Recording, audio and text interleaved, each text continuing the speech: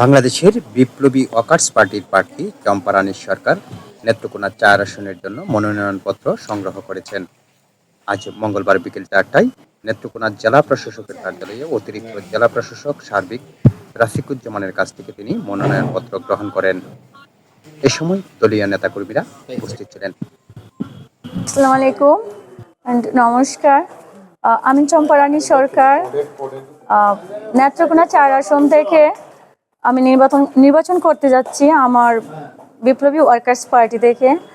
তো কালিয়াজুড়ি মদন মোহনগঞ্জ হাওড় এলাকা, হাওড় অঞ্চলের মানুষগুলো খুবই দরিদ্র সীমার নিচে বসবাস করতেছে এবং প্রতিটা দিন তারা খুব কষ্টে দিন যাপন করতেছে।